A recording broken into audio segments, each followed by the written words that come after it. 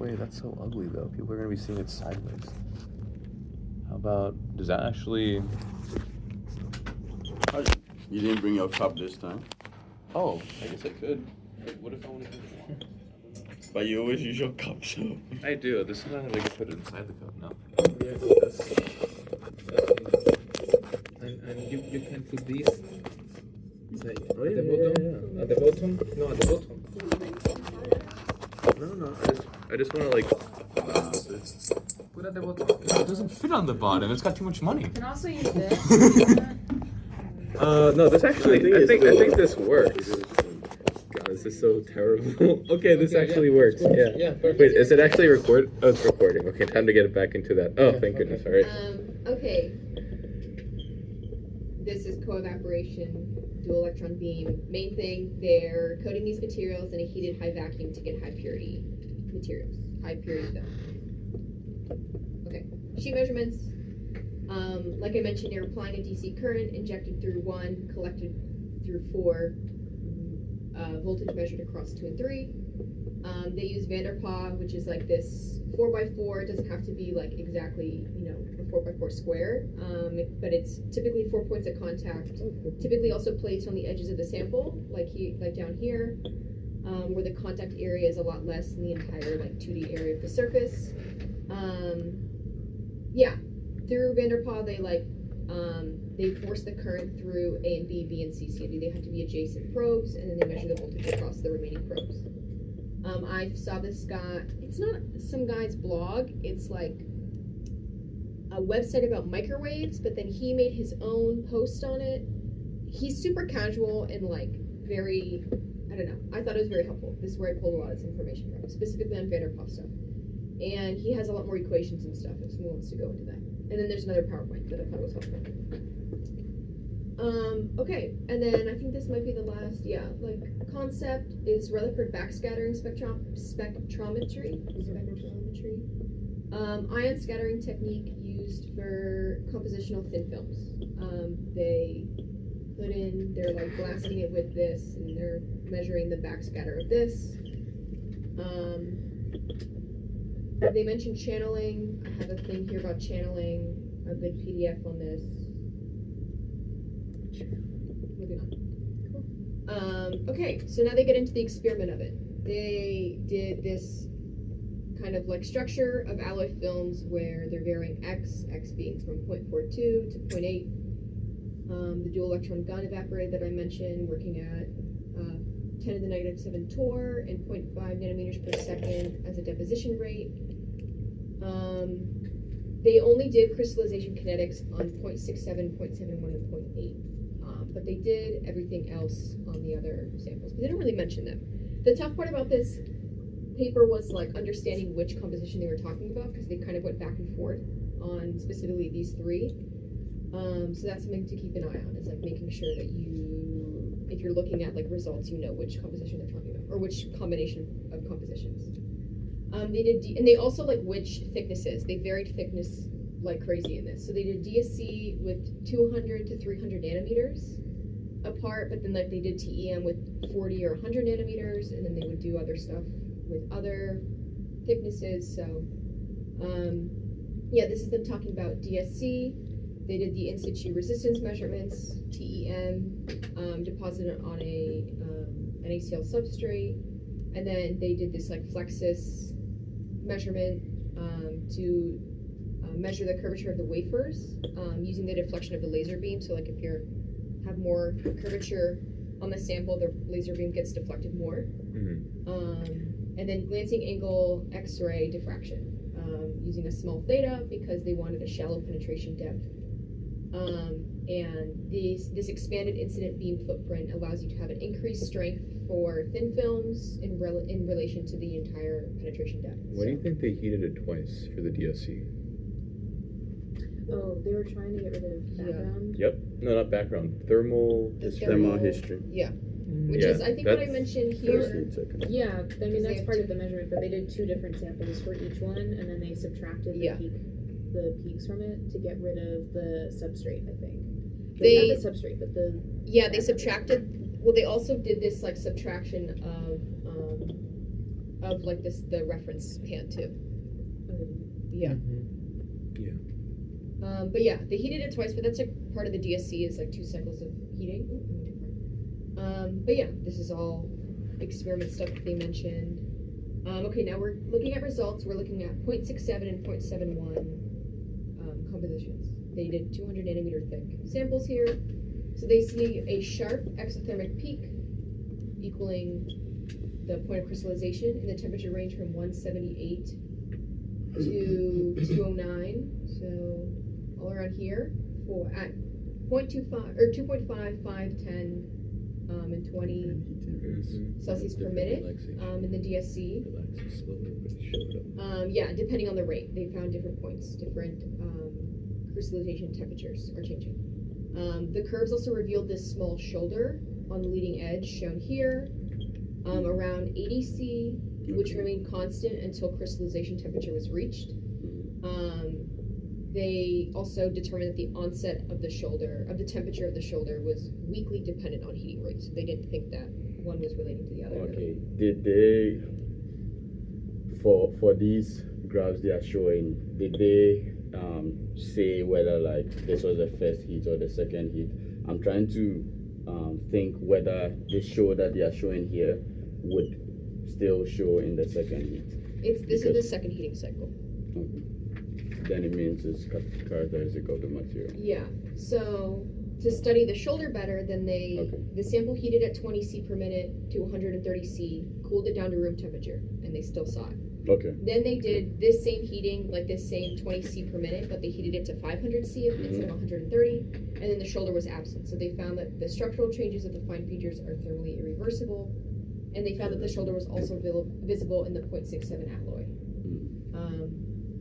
Yeah. So I have a quick question. Why did the temperature change so much depending on the heating, the speed of heating, and then like which one is intrinsic to the material? Is slower better? Yeah. So usually what happens when you heat a material more slowly is that it has the material has more time to relax, right? So if you're putting in heat, like trickling heat in, right, rather than blasting a ton of heat in, then the material itself, whatever, I guess this is like in a crystalline system, so like as far as like atomic movement and everything is, you allow that to occur more readily, more, so then, and it's so easy to explain it in the case of polymers, right? Because in the case of polymers, it's like if you put in a ton of heat all at once, then it's like chains don't have time to reorganize, right? And then they will immediately, they will more readily go through glass transition and melting because they don't have time to reorganize, right? Whereas if you had set the rate to a much lower rate, if you had a much lower rate basically, these chains have time to reorganize, and these same transitions can occur earlier. Okay. So usually, like generally, DSC is done, it's recommended to be done at like 10 degrees C per minute. Okay. And they say slower heat is better. Slower heating rate is better. So like 2.5 degrees C per minute is better because like you're giving the material time to absorb that thermal energy and do whatever it wants, which is characteristic of the material. But then it's expensive to do that. It's time consuming. It's expensive and it's time consuming. Right? So if I was gonna say the crystallization temperature was 1775.5, that's more correct than me saying it was 209. Yes, usually, but then because in the general like field, like for people who do thermal analysis, 10 degrees C per minute is like what they usually do. I have all the sucrose. That's what they recommend, and so they would rather more take that value than the 2.5. Okay. Yeah. All right, cool. Okay. It's good to know. Yeah. About the 10. Yeah, so Crook's at 10 to 10. Sucrose. And also that means the crystal is better because So, you are I you took know, a growing the characterization crystal class. at low I could heat. send you That means your crystal is yeah, better. Yeah. last semester, Because so it's I have everything on like the exothermic DSC. process, right? Like So, right? yeah, I can finish. What were you saying? Like if you're growing the crystals and the heat that you're applying is lower, right? It's low, so the crystal is growing better than just giving a lot of heat. Yes, because I think if you give it too much heat and not enough time, the heat doesn't properly do the work of what it's supposed to be doing. The thing that you Yeah. said. Okay. Which then it starts to like crystallize, but then I don't think you get very like homogeneous or very consistent crystallization. I'm assuming if you're just like heating, because I think different parts of the material will like start to crystallize versus others. Yeah. Which obviously when you're growing thin films you don't want. Yeah. Then they use TEM to be able to relate the DSC structural changes. And here they're using 40 nanometer thick 0.71 composition of this alloy annealed to different temperatures. These are the worst pictures I think I've ever seen in a paper, like literally ever. It was so confusing. Yeah, it was like black and white. But yeah, you can see by the rings that they got amorphous. What rings? These rings Oh, supposedly yeah. up here, Mhm. they're just like something. Please. Also, like, what is this? Like, what is this? What is that? I It's see just like 100 nanometers. Yeah. That's all I see. Oh, that's good. They have a scale bar though. Yeah. Yeah, which I covered up. Oops. That's how much it did matter. That's truly, yeah. I was like, I don't care. Yeah, amorphous. They saw that amorphous was indicated by these diffuse diffraction rings here on the inset. What is the term? Inset of these images. At 130 C, small crystallites. You can't even see it. I think you can see it better on the paper, but like I'm taking screenshots, so. You see roughly 10 nanometer diameter crystallites that start to appear, but they only appear after a few minutes of electron irradiation, which is interesting. But since they can't find these crystallites, or they can't induce these crystallites under the electron irradiation in the as deposited film, they are thinking that this sample was annealed to 130 C was structurally different but still amorphous, which is that feels like a problem. At 220 C, they saw that crystallization was completed, and then they see these like islands, they call them, where since these islands scatter electrons less strongly, they appear lighter. So they're thinking they're these silicon islands that are still here, and they have these like undulations of grain boundaries. What showed that the crystallization was completed? Huh? What showed that the crystallization was completed at 220? The lack of ring here.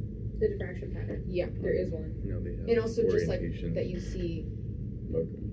crystallites or whatever. Crystalline. And this was done all at the same time as DSC. Hmm? This was done at the same time as DSC. Really? No. No. Okay. Oh, okay. No. Oh, I thought you were telling me it was. Yeah. No, I'm How was asking that even because it was like possible? before it was like in situ. I'm like, wait, in situ is? I don't understand. There's like an earlier slide or something. Which one was the institute, DSC or the TM? They don't do DSC in situ. Oh, I don't Yeah, think it's that's what I'm possible. saying. Yeah, I was gonna say don't know that's what it is. crazy. Yeah. Yeah. That's you such saying? two Yeah. different So you have systems. to Like, how do you put it into a box after putting it. you need a little T Yeah. the size of a Uh-huh. fan. That'd be Yeah. cute. That's not possible for sure. No. Yeah. Or maybe in the future.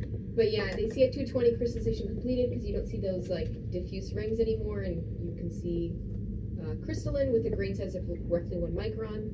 And then they should have these grain boundaries showing like very undulating morphologies. They attribute it to Zener pinning, which is the influence of the second phase particle, its movement on grain boundaries. So it's like this advancing cobalt silicon crystallite. It's basically like the amorphous silicon islands and the cobalt silicon crystals like competing against each other, and then you get pinning, or Zener pinning, they're calling it. So that's what they are attributing the like rough surface to, which I thought was interesting.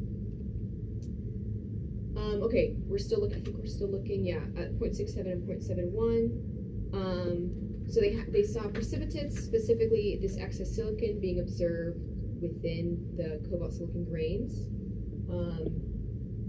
They're considering these moire fringes where the crystalline with the lattice constant close to cobalt silicon, that's why they're thinking that it's silicon, like the excess silicon. The heat of crystallization measured by integrating the area under the DSC peak, they found to be 0.118. They referenced this again, so I thought it was important, especially because this is like, I think the main value that they really wanted from their experimentation, or like this is like one of the larger, more important pieces of information. And they found that the heat release of the shoulder was roughly 6% of this heat of crystallization. what does that mean? Heat release at the shoulder?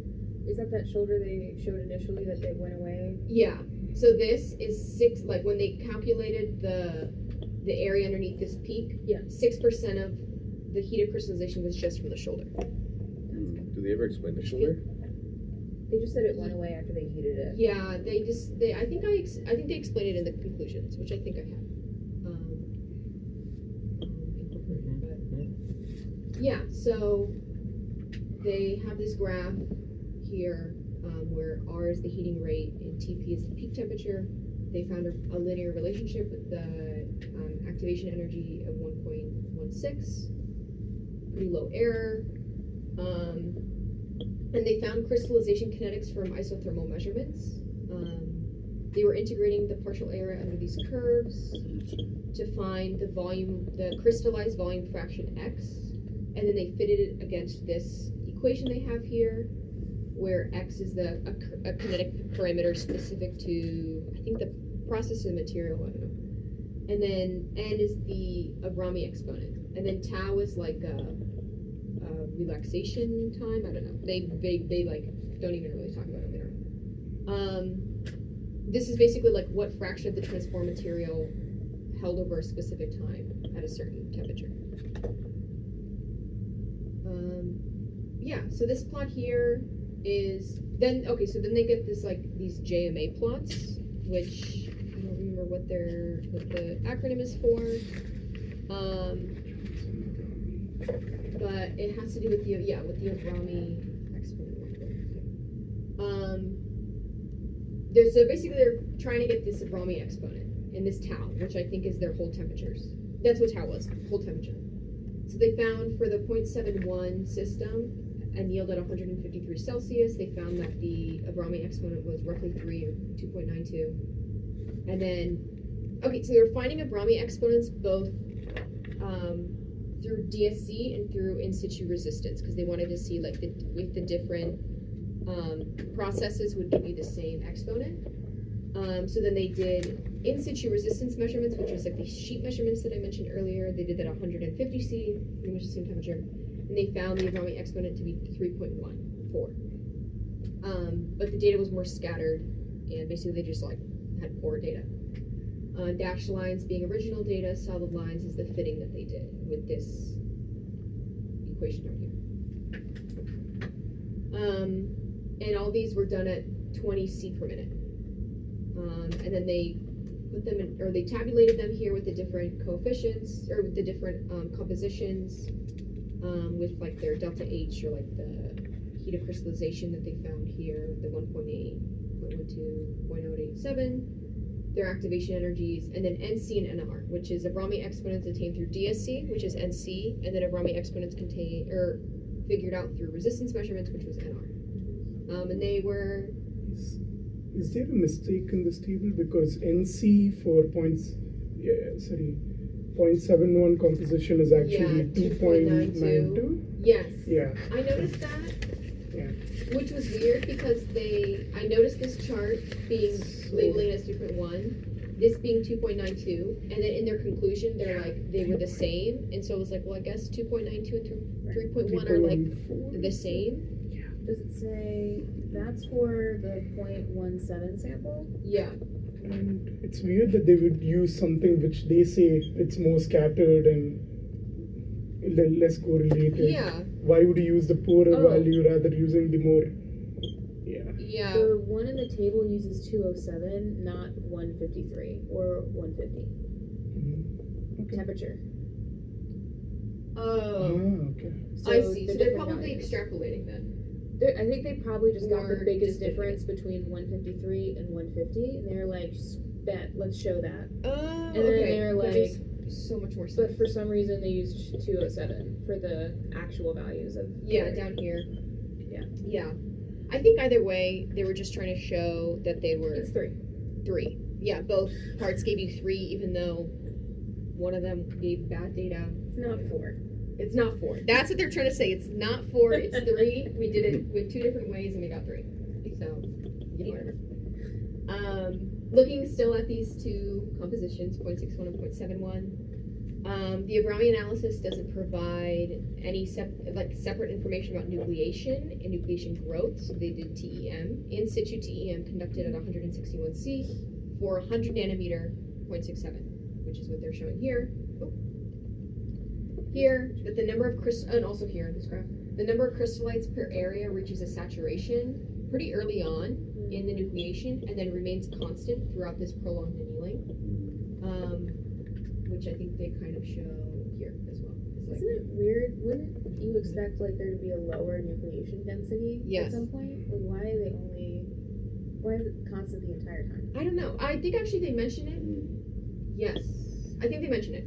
Oh. I did this 2 or 3 days ago. So No, that's fine. It's I not fresh in my didn't get head. to this I part. think they mentioned it. If not, we can go back to that question and discuss it. Cool. Because I agree. I was like, oh, that's interesting, but I didn't know the kinetics of it. But I think they discussed it. And they also mentioned that the grain size of this thicker sample is almost 10 times larger than the smaller sample, the 40 nanometer one that they did the other TEM on. Okay, so now they're doing stress change during crystallization of a 200 nanometer thick 0.67 composition, heated again at 20 Celsius. Which is interesting now that you mentioned that the 10 Celsius per minute is the more common one. I'm curious why they keep using Why they 20 use C 20. across it. Yeah. Maybe for that system. But maybe it's Yeah. because 20C had a higher I mean, this paper's old, so temp. Yeah, so it could be the convention change You're from also 20 to 10. polymers. Yeah. So between 10 and 20 it's okay. yeah. So tensile strength in the as deposited film was 0.5, which I'm assuming that this is the y-axis intercept that they're getting that from. So I have these color coded, so you can follow the path. Oh my god. Upon annealing, it decreased with increasing temperature. Around 150 C, it increased until crystallization took place, which is like this huge peak. So this is during crystallization in blue. It took another sharp increase in tensile stress, and then continued heating decreased the stress. Again, larger thermal expansion coefficient is always the thermal expansion coefficient. It really is. Of cobalt silicon compound and the silicon substrate. Then this, which you can't really see, but like it's this other flat line. The first cycle is this like the solid line with no triangles, and it's like kind of covered up here, but it's here. It's like kind of hidden. Yeah, so that's upon cooling to room temperature, the stress continued to increase linearly, and then until it reached a point of 1.1 gigapascals. Then they did volume change upon crystallization, which was the stress change due to crystallization and the stress change due to the different thermal expansion coefficients. They have these equations. From the figure, delta sigma x is 0.5, which is this value here, and the delta sigma t over delta t was 0.67 megapascals per Kelvin.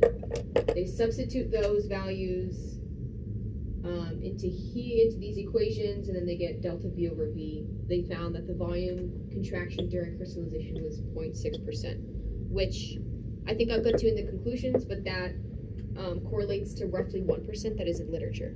So apparently it's good. Okay, now we're looking at the 0.8 sample. This is me pulling back the graph before with the shoulder. The shape of the profile and shoulder is similar to the less rich, so the other like 0.6 or 0.71 composition, but the crystallization temp you can see here changes from 200 to 300 Celsius with an activation energy of 2.1. The heat of crystallization decreases to 0.87 from the original 0.118 that they found of the 0.67 composition, which I think I get to in the conclusions. Again, more color coordinated following of the curve.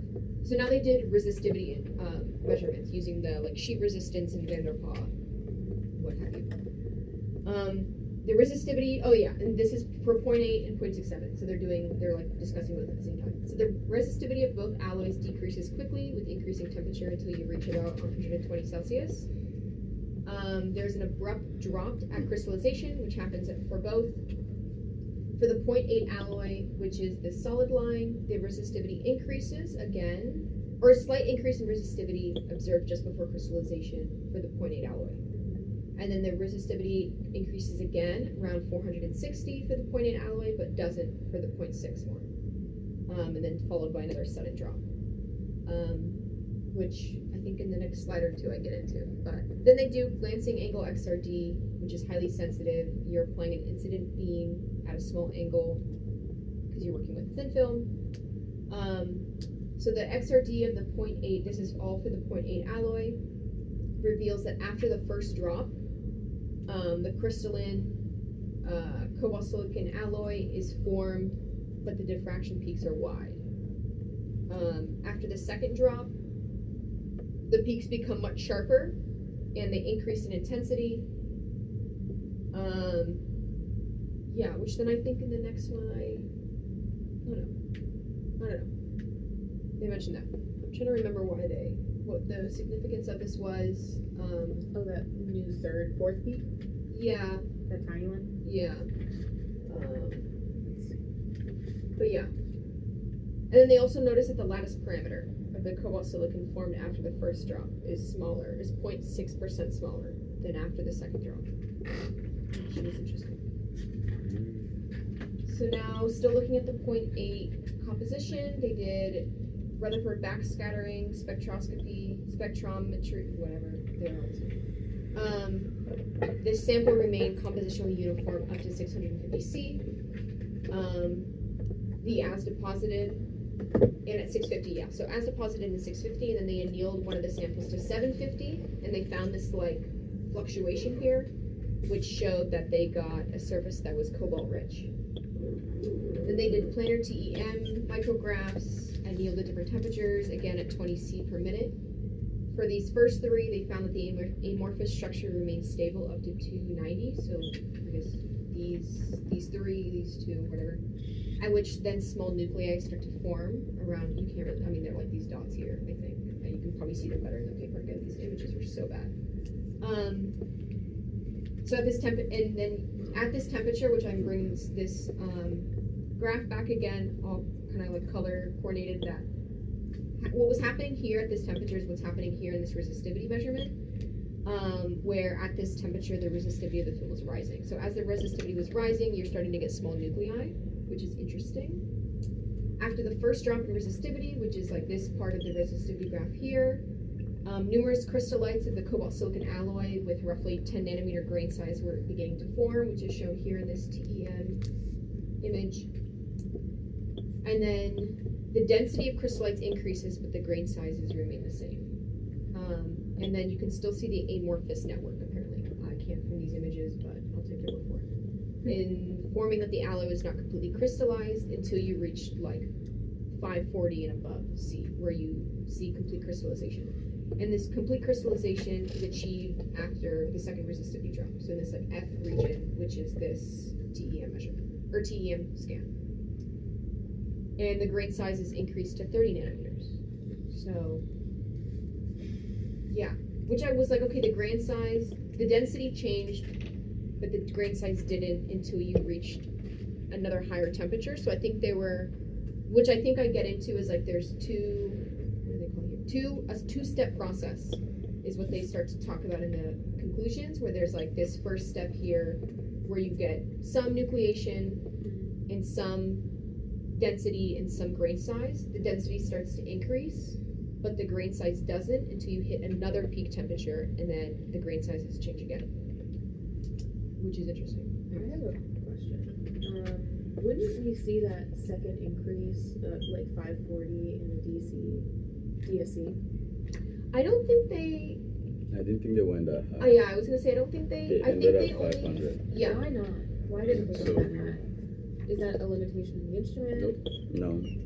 Okay, because like from my perspective, if you're trying to show that there's an additional energy to finish crystallization, wouldn't you want to show that? In the Yeah, it was DSC? showing the DSC, I think. I'm wondering, why did they? Cool. Which they don't If actually it- touch on. That's a good What question. was Yes. the point of the DSC? If it was a polymer, like we could say it would degrade at that temperature, but Right? That it's not. yeah, but They're it's saying It's not. not Yeah, going so anywhere. and they're saying that crystallization happens at like way lower temperature than it shows electronically. No. Well, the initial crystallization. Okay. Yeah. So they used DSC. I was hoping that they like specifically called out why they used DSC, but it was in order to characterize and correlate changes in physical properties during crystallization. So Which makes sense, I guess, because DSC is going to show you like they wanted. I think they wanted heat of crystallization from DSC because they were doing the integration under the curve, and that's what they wanted. Right. Because that's what they were saying that house literature wasn't giving them. And Okay. they decided to do a lot more complicated stuff Yeah. to get that temperature. Yeah, they could have decided to go back to DSC and see if they still Yeah, see that. and been like, okay, we are now heating these temperatures in situ and TEM above 500 or above 600. Because they also did resistance measurements above that temperature too. So it was like, Do they have any images above that temperature as well, or no? no, this one's at 460. The first one they did. Why wouldn't they just? Because I'm assuming they were trying to match the DSC pattern, because DSC only goes up to 500, and so this is probably like their last. Oh, does D really? Does it only goes? Yeah. Yeah, saying in the paper what they did was up to 500, but DSC can go above 500. Yeah, which is interesting because you see here like this DSC that shows peaks, and then the Yeah, highest right, is it's the 230, but then this graph is up to 450. Okay. Do they just choose a specific? I think they're just trying to show because like if they show the whole Do you know the whole scale, like these peaks would be like Yeah, way to these the peaks left are and really really- tiny. Yeah. But like that's something to note too is that like these Why is it DSC? axes, actually both axes are just like not the same. And they chose 10, right? No, they Okay. chose 20. They chose 20. They chose 20, like from here, from DSC on, they picked 20 Celsius per minute and like use that for everything else. Emily made a good point that it was the 90s, so it might not have gone up that high. It was what? Oh, that's so funny. The 90s papers. So maybe the DSC, Like yeah, literally maybe. the decade of the 90s. But even going back there, it's like the amount of DSC power put into each of the graphs was like really different, right? Like depending on, well, I don't know a lot about DSC. I mean, you see, I haven't really read this paper, but just looking at that, like it's in the same units, right? But the DSC power for this one is like super high compared to this one. Because they're trying to look at the shoulder, because you can't see the shoulder in this one Mhm. at these or not units, Yeah. at these increments, but you do here. Yeah. So they're Okay. just trying to show the shoulder. They're also looking at two different allied Yeah. coefficients there. Like this is 0.71. Like all of these curves are for 0.71, while in this graph they're showing a 0.71 and a 0.8 composition. Oh, wait, actually, I'm not And the seeing bond the end of the scale. peak. The end of the peak, you can't even see it because it's probably at the other ones. Oh, Yeah, yeah, I that's see. actually Yeah. interesting because now when I look at the range here, it means the shoulder actually covers a very broad range of temperatures. So it should be very visible even when you Yeah. zoom out. Because like these graphs are also so old. So I'm thinking like, Then again, how'd they get these graphs? I still. Like what do they? I'm just like these graphs kind of confuse me, not in their content, but like in what they mean because of how they graphed them. Yeah. And then them saying that the onset of the shoulder was weakly dependent on heating rate. I guess showing that like at different heating rates, like you're still getting these shoulders. So. Because normally in DSC, when we compare stuff like that, we just normalize like one of the things. So like, because they've showed two different like samples, right? And the temperature range there is very interesting. Yeah, yeah, that's a good point. That this is Yeah, but the shoulder we starts can- at what? Yeah, like what? 90? Maybe, I can't even yeah. tell because this is 75 and the next increment is 200. Yeah, let's say 100, and it could go up to like almost 300 in Yeah. a second. Okay. So, very interesting. Where did I leave off? Oh, here, okay. So complete crystallization was achieved after the second resistivity drop, which is around 540 C. Which now that I did these TEM images, this like set here on the PowerPoint. That's for the 80 or 81 or whatever. Yeah, I was just trying to see what temperature. What figure is this? It 12? says it yielded 20 C per minute. Yeah. They choose the same. Yeah, they're using the same rate across everything past DSC in this paper is all at the same rate. That's nice. I was just trying to see, like these are all clearly at different temperatures, and I guess I didn't label them, probably because they didn't say it. No, they definitely did. It remains stable up to 290. It just says something about 290. Why do they not have temperature? Yeah, because I included the temperatures in this one because, or that's fine. Temperatures in this one because they actually called out which temperatures were for which image, versus here they don't. Because I was like, what temperature is this at? I'm assuming it's here because they were kind of relating the two. And they did say like that's probably why they didn't include temperature. This A, B, C, D, E, F relates to the A, B, C, D, E, F in the graph, which I remember. They also say that. Oh my god. Big Which total like I denial. get that, but also maybe include the temperatures next time. But yeah, so like I totally misunderstood that. Wait, where is that? So like this image corresponds to what's happening here in D. Oh. This is E here, and this is full crystallization. They don't actually say that. Oh, Or that's- label them A, B, C, D. That's E. cute. They don't label them. I Like, think they do in figure caption. Yeah. oh, they. Yeah. Or Yeah. micrographs. have Under been- 12, the letter labels correspond to temperatures labeled in figure 9, but it's only in the caption of the image and not in the body of the paper. Which is insane. But yeah, so actually, I'm glad I Oh, remembered so that. so it goes back. Does it go back to like? Which is why I figure color seven? coordinated. What? Okay, I color Does it go coordinated back these to for figure purpose. seven or It was something because like they that? matched. I was like, why did I do that? Neither. I don't. I mean, yeah. You can. Does it go back to like figure 7? No. Figure 9, the Yeah. resistivity one, Uh-huh. A, B, C, D, E, and F That's is cool. related to A, B, C, D, E, F. Where the fuck is the A B C? They're like You shouldn't. Oh, really that's little terrible. inside the And they're also black. It's Like- black That's on what I'm black. saying. These images Oh. like supposedly have like labels on them, and you just like can't see them. You drink it. Yeah. Okay. Then they go into discussion. This is where I think I mentioned before the density increase from literature was typically around 1%, and they found 0.6%. So they were like, yeah, that's good. Gradual densification during annealing above 150 C precedes the changes. So okay, ignore that. The highlighted part is what is more important, I guess. Stress change during continuous heating is due to the mismatch in thermal expansion coefficients, which this is what we see the decrease in tensile stress, and densification, which is an increase in tensile stress. So it's basically these two factors fighting against each other. We see that we have a net increase, so therefore the densification is very significant and happens before crystallization. Which I was like, cool, okay. So they say this is probably from structural relaxation of an amorphous alloy, seen from the shoulder. Apparently, the shoulder of that's what you're mentioning. The shoulder of the DSC is due to structural relaxation, which I think this is my definition of structural relaxation. Surface nucleation could also contribute to the shoulder. Oh no, never mind. Maybe I don't know what structural relaxation is. But they also mentioned that surface nucleation could also contribute to the shoulder. But the flat signal of the shoulder indicates that heat release consists of many activation mechanisms with different energies, which apparently that is typical of the relaxation process. Onset temperature of shoulder is insensitive to changes of crystallization temperature. So they see the shoulder happening at different curves, and those curves correspond to different crystallization temperatures.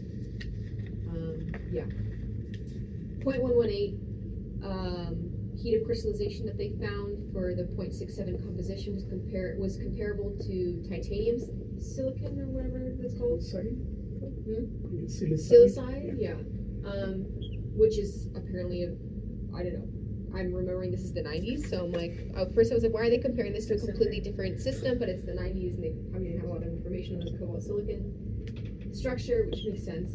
And apparently this titanium silicide crystallizes to 100 Celsius higher, but the heat of crystallization is the same, so there's thing was that crystallization temperature is irrelevant of heat of crystallization, which they don't talk more about this like new titanium silicide, so I'm like, that's a crazy assumption for like little to no lack of understanding of this like new thing that they brought up. I feel they just wanted something to compare with. And Yeah. That's what they found, And I'm like, I'm assuming, do we have to just assume that like this TISI2 is similar enough to cobalt to be able to make this assumption? I didn't dive deeper into it. There you go. I was like, sure. That's the same ratio. It's the same. One cobalt Yeah. to silicon, one So- titanium to silicon is probably their standard. That's what I back then. assumed, and then I was like, do I look into this more? And I didn't. Are cobalt and titanium similar sizes? Like, are they That's what I was similar thinking in too. any way? I didn't look into They're not that. the- I'm assuming They're both No. 3D, but I thought I that's don't know. Is that good to use? Can I look both of them? Yeah, like where are they on Yes, the? they're all the same. They're both 3D, I may have left it but 3D. like Okay. the opposite ends of But 3D, we're so also it's not Yeah. Like too similar. 27. There should be more in. I think titanium's like That's 3D2 supplements. and cobalt's all Yeah, just like if there's 3D8 no- or something. I'm assuming though Yeah, that if there's titanium no more, and then we silicon can't also talk still to have maybe very maybe large just differences start in from thermal the- expansion coefficients, which I'm Probably. also assuming that that's why they Yeah, that's very. able those to are make very that different comparison metals. That is very different. was because they were like, oh, cobalt and silicon have different thermal expansion coefficients, titanium and silicon have different thermal expansion coefficients, and it's like, if we found this net increase in tensile strength at one mismatch, That's a an even larger mismatch, in theory would give you the same analysis. I don't know, but crystallization temperature irrelevant of heat of crystallization. Yeah, that's probably the main thing. Yeah. And I'm not one to fight them on They their should- results they because should it's the say- 90s, so whatever. DSC in resistance measurements were used to obtain crystallization mode. Basically, they wanted to find the Avrami coefficient in the activation energies, which they found to be 3 for Avrami and the anywhere from 1.2 to 1.4 for activation energy. But resistance measurements, like I mentioned before, have large scatter, and error. Yeah. Avrami being 3 in a constant number of crystals during isothermal annealing, so that like reach in saturation and then constant, is the crystallized cobalt silicon alloys grows 3-dimensionally by interfacial reactions from the nuclei whose density saturates during early stages. So I think that 3D or 3-dimensional growth that they're getting the coefficient of 3 from is, and like an attribute to that is high density saturation early on in the crystallization process. Which is interesting to be able to like correlate that kind of crystallization mode to the number. So that makes sense for me. The final grain size of 40 nanometers in a the final grain size of 1 micron in a 40 nanometer fixed sample. There was a change in crystalline growth mode from 2D to 3D when the thickness is reduced. Since growth only takes place from a fixed number of nuclei, the activation energies from DSC and resistance are for growth and not nucleation. Which I think they mentioned in the abstract or in the intro, so I'm mentioning it again in the conclusion or in the discussion. Something important. For alloys compositionally close to stoichiometric cobalt silicon, crystallization is polymorphous, characterized by low crystallization temperature and low activation energy. What do they mean by polymorphous in this case? I don't know. That's a good point. I think Yeah. I looked into it, or maybe I didn't. What No, are I didn't.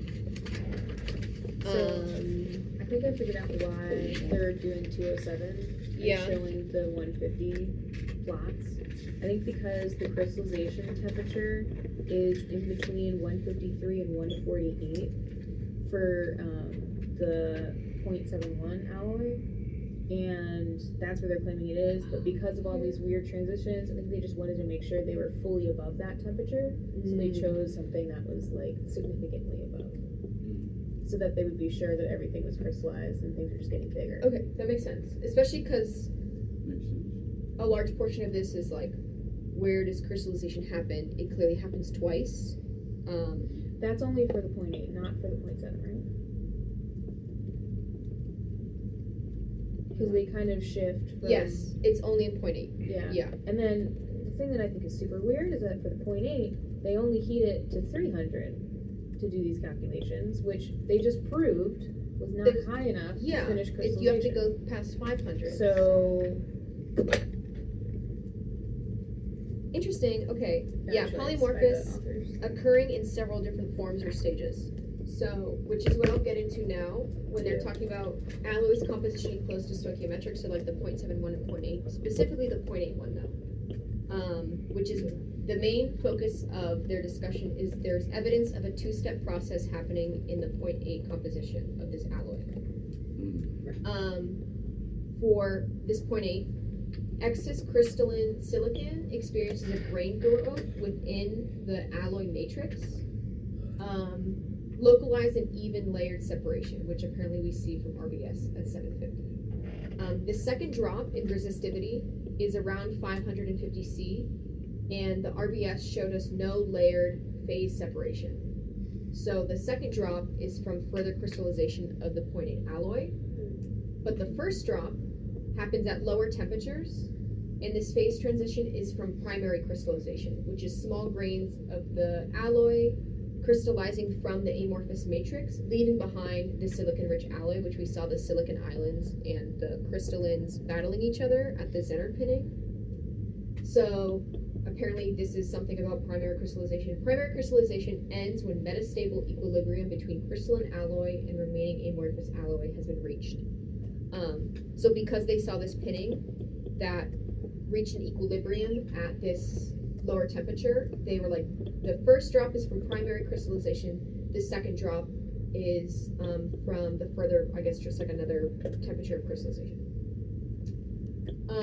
And then which we see here, further crystallization needs higher temperatures, so like 600 and above, which like you mentioned, Rebecca, they don't really do. I mean, they like do, but like they don't characterize all attributes of the material at that temperature. I mean, why would you? Yeah. You gotta change the temperature so it's not consistent. Because that'd be weird. Yeah, no, Mm-mm. that'd be crazy. From their results, they found that the heat of crystallization was 0.118, while diamond silicon from undercooled liquid silicon is 0.517. Wow, I have so much text here. Okay. If the heat of formation for amorphous cobalt silicon alloys is in the compositional range above 67% of silicon, that's a lot of, they did this and it was so much nonsense that I simply didn't understand. Okay, the highlighted thing is my interpretation. The heat of crystallization for the 0.67 alloy was 0.118, while the 0.8 composition was 0.87. So the heat of crystallization decreases with increasing silicon concentration, which is evidence of this two-step crystallization, which is basically what they said here, because they're saying like heat of crystallization for a one-step crystallization process should increase with increasing silicon concentration, but because it decreases with increasing silicon concentration, we can say that it's a two-step process rather than a one-step process.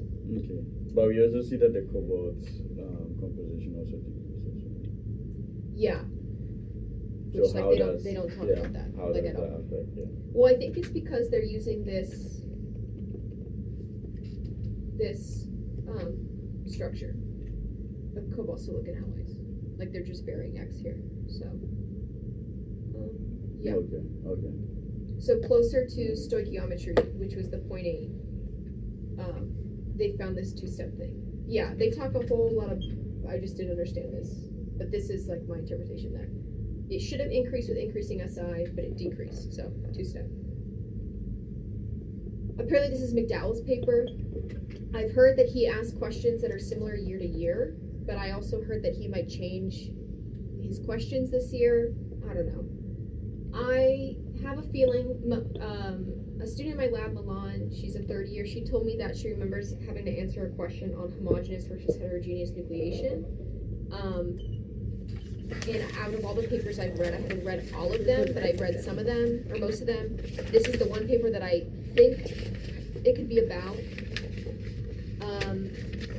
Yeah, thermodynamics based, where you have like the thermonucleation growth, heat of crystallinity, heat of formation. There's a whole section at the end of our thermal class that was about nucleation, which I think I include here. Okay, homogeneous nucleation versus heterogeneous. Homogeneous, whatever. Nucleation.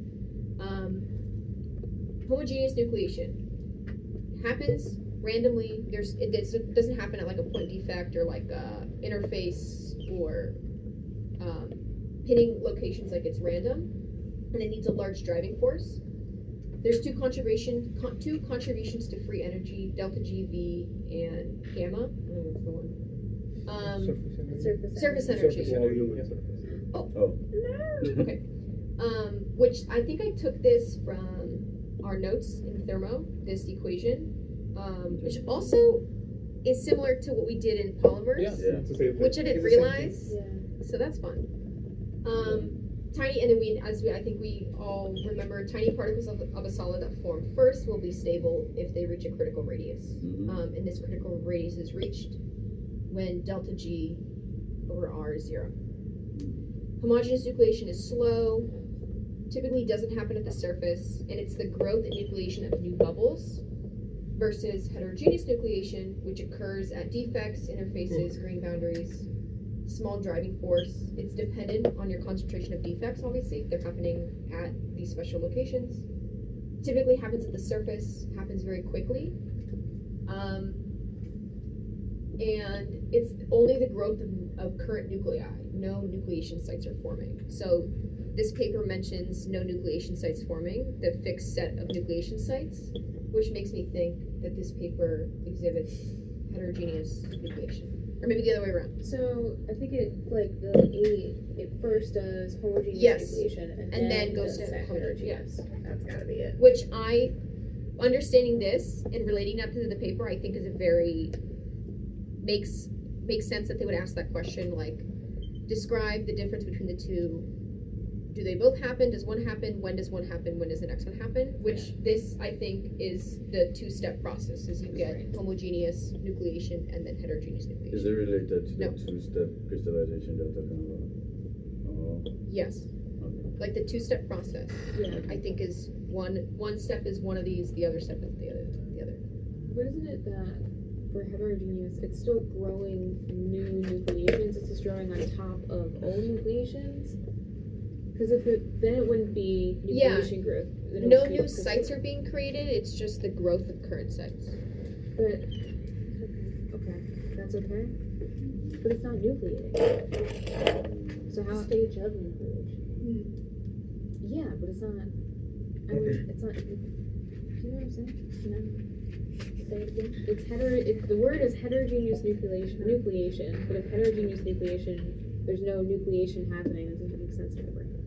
You know what I'm saying? Yeah. Shouldn't- Well, they just nucleated certain spots that are a little more favorable. Like, No, the whole thing is they're apparently not making new nucleation sites. And if they are, I think they're happening in the current sites that are. Then that I can get behind. Yeah. Because that makes sense to me. They're just not forming on anywhere else Yeah, on the surface. They're yeah. forming in weird spots. Yes, Yeah. and they're only happening at like defects in areas. So that's why there's a dependence on the concentration of defects for this type of nucleation. So I'm assuming that